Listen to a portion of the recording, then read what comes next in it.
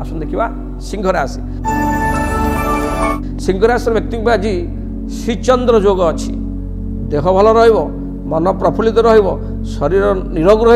वित्तवान धैर्यवान विद्यावान हेबे समाज रे उच्च आसन पाइबे जहाँ चाहिए निश्चय सफल बा फलपूर्ति हम विशेषकर सिंह राशि व्यक्ति को भाग्य सहित आज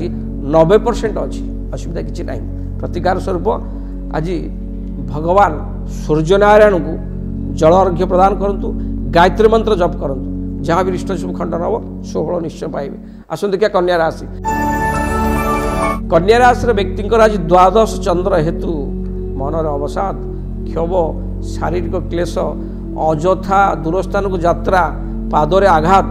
बाम आखिरे आघात मूल्यवान कागजपत्र अर्थ चोरी हो जबार संभावना अच्छी आपण आय ठारू अत्यधिक व्यय आज हेब जहाँ फल मन विव्रत देखादेव छोट छोट कथा को नहीं स्वामी स्त्री भर मतांतर हो पारे सतर्कता विधेय आज दिन टी आप जगिरकी चलतु प्रतिकार स्वरूप माँ दुर्गा को दर्शन करूँ दुर्गा चालीसा पाठ करूँ मन को स्थिर रखतु संयमता रक्षा करूँ ताहले सुफल पाइबे। आसन देखा तुला राशि व्यक्ति चंद्रमा एकादश स्थान बहुत शुभफल प्रदान करे आय भाव द्विगुणित हम जहाँ चाहिए निश्चय पाइबे जहाँ आगुरी जो कार्य आप अधा बंधुरा थी सी पूरण हम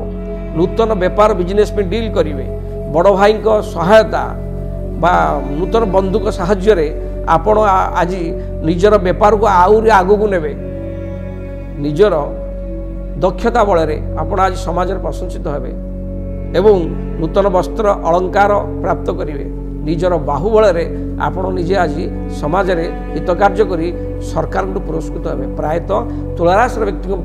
आज बहुत शुभफल पाइबे। प्रतिकार स्वरूप गोमातार सेवा करूँ गोमाता किसी खाइबा दिंतु जहाँ इष्ट अच्छे सब खंडन हम आज शुभफल पाइबे। आसन देखिए विचाराशि विचाराशि व्यक्ति चंद्रमा दशम स्थान में गोचर करने हेतु कर्मक्षेत्र प्रशंसित हेबे सरकार पुरस्कृत हेबे नूतन कर्म योगदान करेंगे कर्मक्षेत्र में प्रमोशन ट्रांसफर हेबे कर्मक्षेत्र में दरमा बा वेतन वृद्धि पाइब नूतन जिनिष नूतन जगह नूतन जानवाहन क्रय करेंगे माँ सहित किसी आज समय अतिबाहित करेंगे निजर